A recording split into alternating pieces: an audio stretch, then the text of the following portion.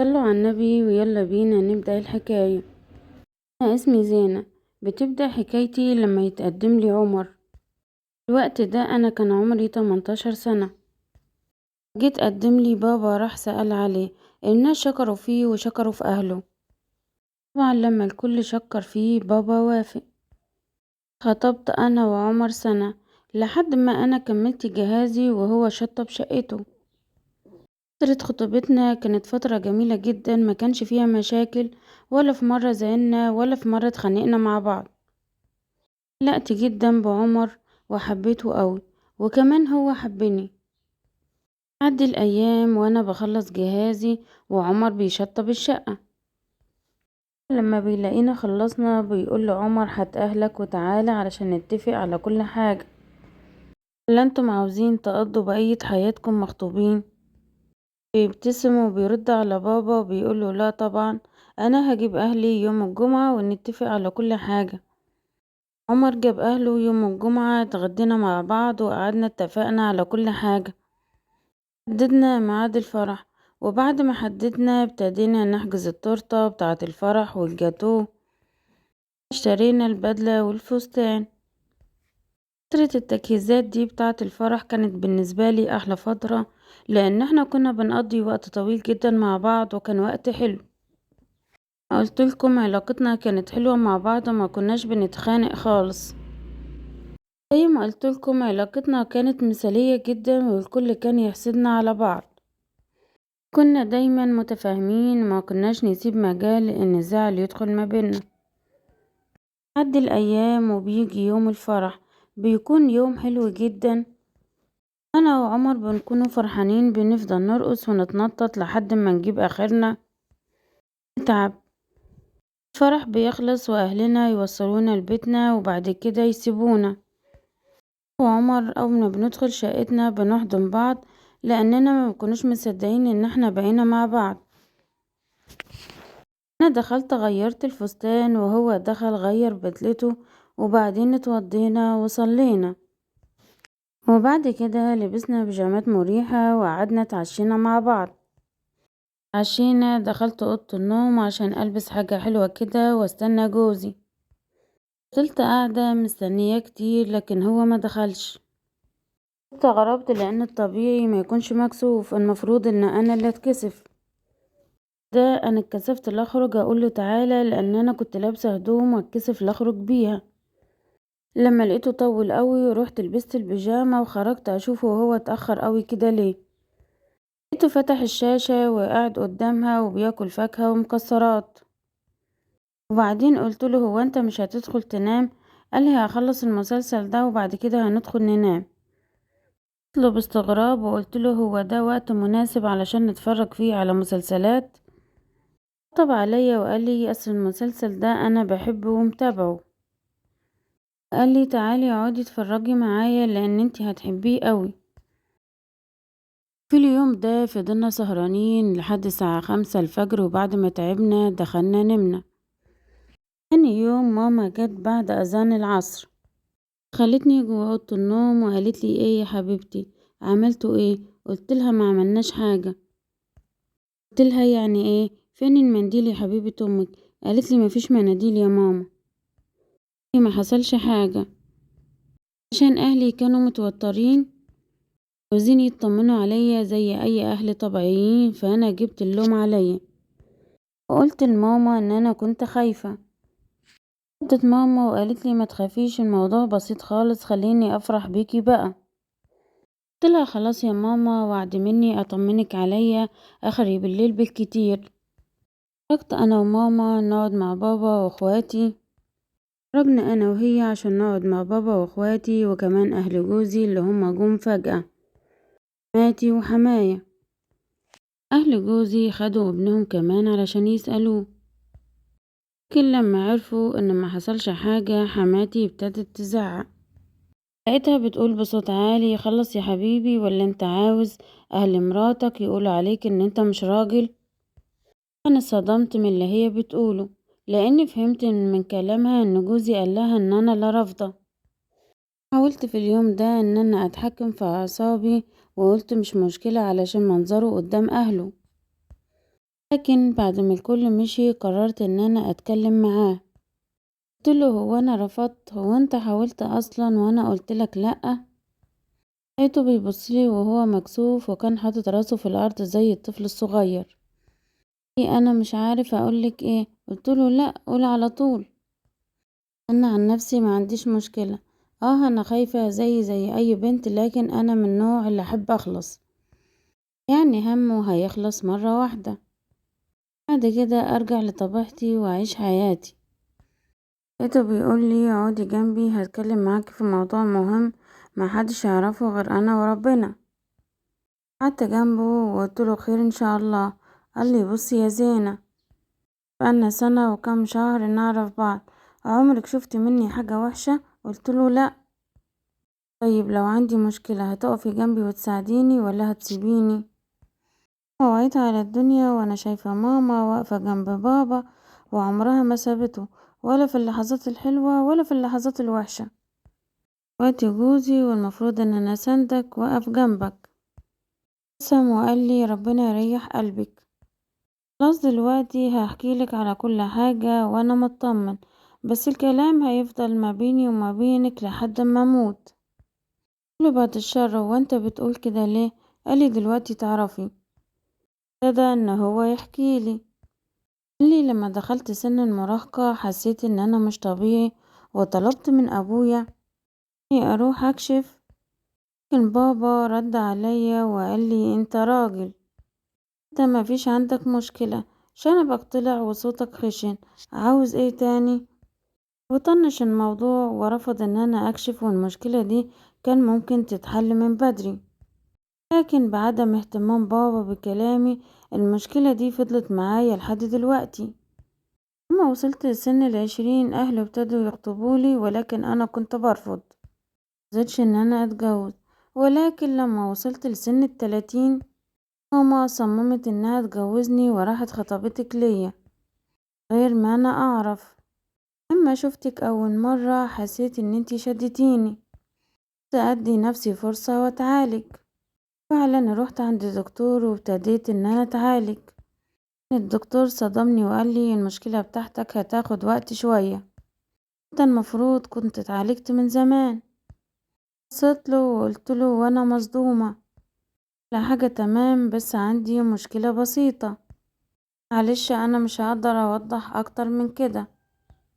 هنا عيطت وقالت له طيب ليه خبيت عليا؟ مش المفروض كنت عرفتني؟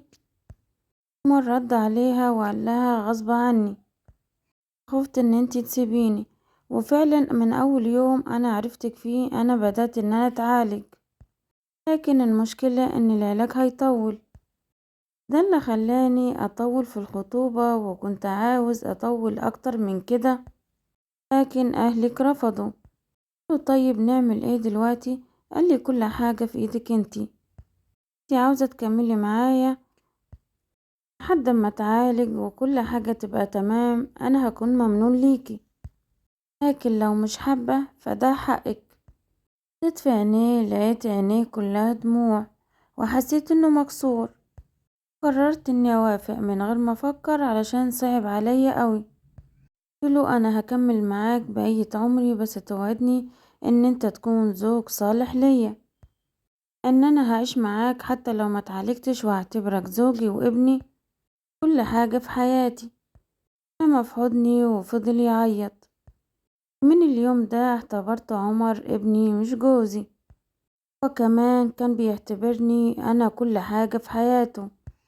بتعدي الايام وهو بيتعالج، وكمان بيعمل جلسات طبيعي مرة كل اسبوع، وبنقول لهم كل حاجة تمام وكل حاجة معانا زي الفل.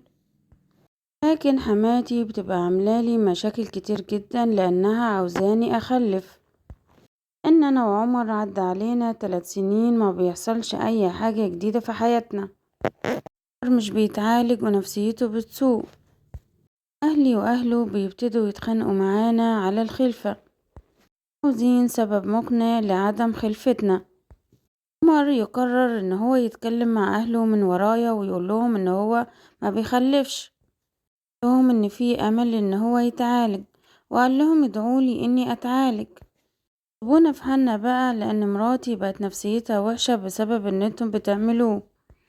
ماما وبابا لما يعرفوا ان عمر ما بيخلفش بيعملولي مشاكل كتير وبيقولولي اتطلقي منه. قلت لماما وبابا انا بحب عمر، ومن يوم ما اتجوزته انا ما شفتش منه حاجة وحشة ولا عمره اذاني. ماما قالت لي ما فيش راجل مثالي، هو بيعمل معاكي كده بس علشان هو ما بيخلفش. هتفضلي طول عمرك من غير عيل، هتموتي وتكبري وتعجزي وانتي لوحدك، مش دايملك. لو انتي اللي ما كنتيش تخلفي كان جوزك رماكي واتجوز غيرك، اهله كانوا مطلعين عينيكي. فضلت تكلمني كتير جدا كلام صعب. صراحة بعد ما مشيت هي وبابا قعدت افكر في الكلام اللي هي قالتهولي. قررت اصلي صلاة استخارة علشان اكلم عمر في موضوع الانفصال، وفعلا صليت، وفعلا شفت رؤية ان ربنا هيرزقني باطفال من عمر. قمت من نومي فضلت اصلي واشكر ربنا ودعيت ربنا ان الرؤية اللي انا شفتها تتحقق. اول ما عمر جه من الشغل فضلت ابوس في ايده وابوس في راسه، لانه بجد بيعمل لي حاجات ما يقدرش اي راجل يعملها. في ان هو صايلني وشايلني وفوق راسه بمعنى الكلمة. ما قعدت احضنه وطبطب عليه، قال لي هو في ايه؟ قلت له هو يزعلك ان انا احضنك ولا طبطب عليك؟ قال لي لا.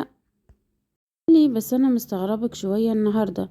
فعلا اليوم ده انا كنت غريبة ومتوترة، اني فكرت في الانفصال وندمت ان انا عملت حاجة زي دي. قررت اليوم ده ان انا مش هسمح لحد يتدخل في حياتي، ولا انا هسمع كلام حد تاني.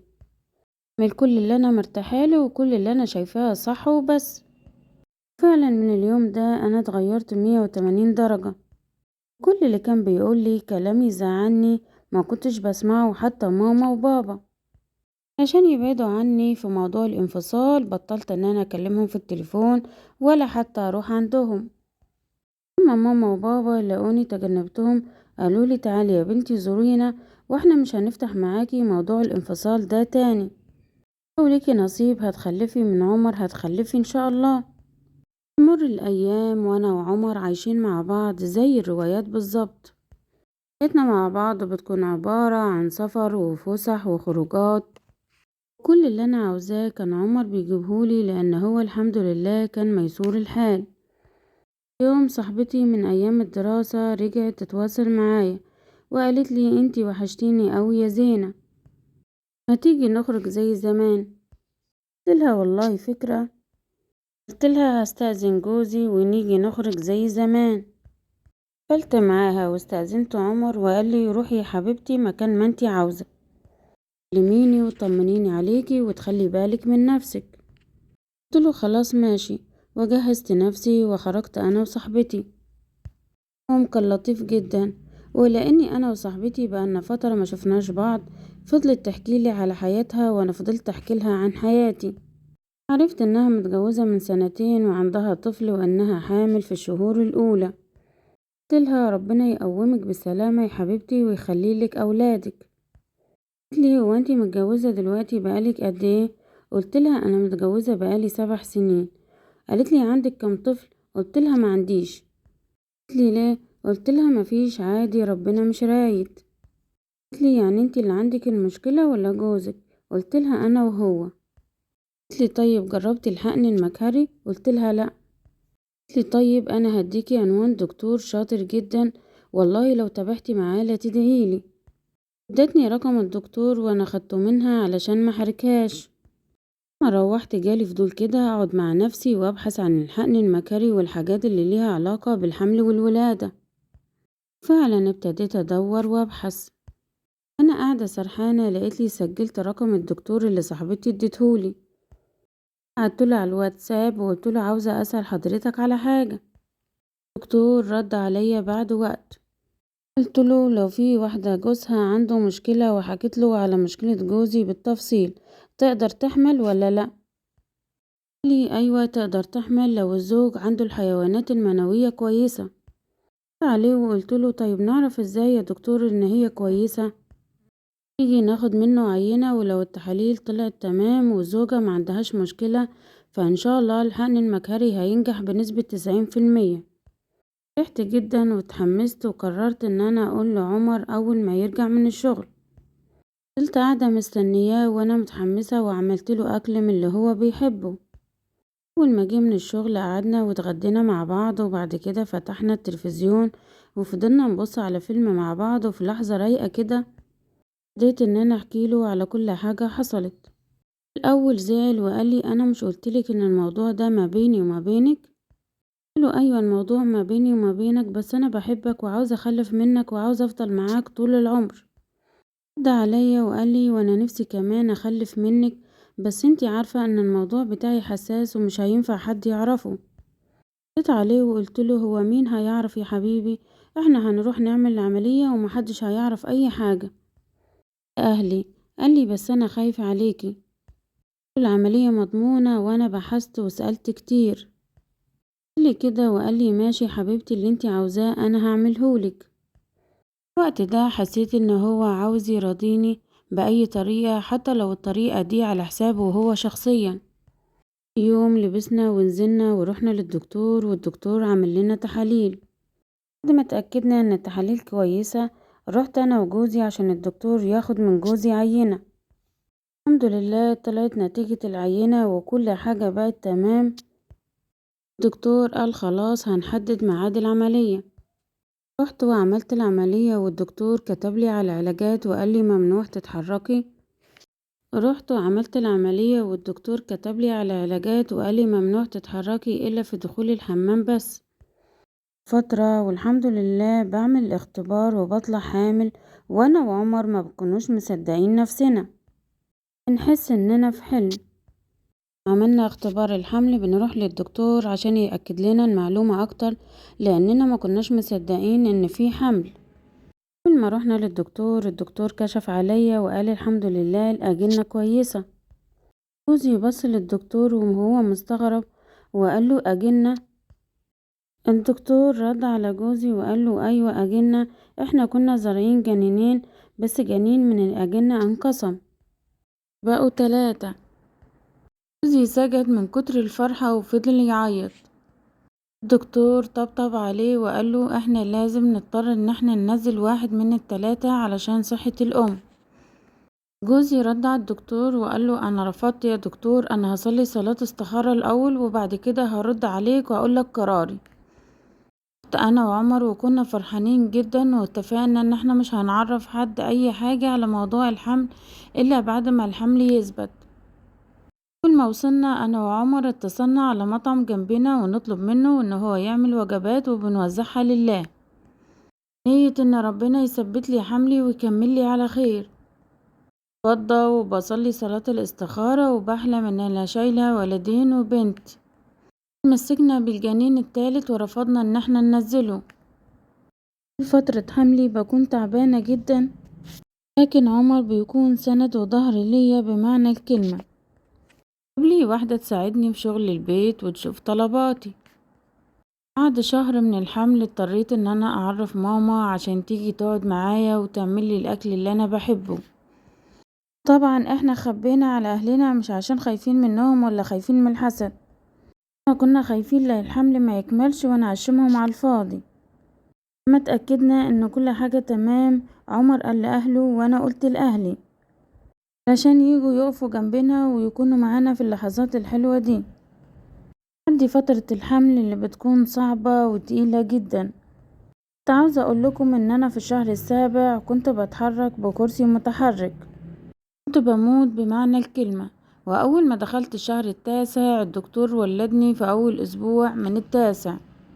ولادي دخلوا الحضانة، قعدوا شهر في الحضانة، لكن بفضل ربنا خرجوا بعد شهر من الحضانة والحمد لله دلوقتي هما في حضني. ببصلهم بحمد ربنا ان هما في حياتي. عمري في يوم من الايام ندمت ان انا كملت مع عمر. المهم ان هو عندي احسن حاجة في الدنيا، ان هو كان معوضني عن كل حاجة وكان مخليني تاج على راسه. بحب عمر جدا لدرجة ان انا مفكرش اسيبه في يوم من الايام ولا ابعد عنه ثانية واحدة. من يوم ما اتجوزت بعتبره ابني وابويا واخويا وكل حاجة، وكمان هو بيعتبرني كل حاجة في حياته. ربنا يخليه ليا هو وعيالي ويفضل دايما معوضني عن كل حاجة. نوصل لنهاية قصتنا، قولولي رأيكم ايه؟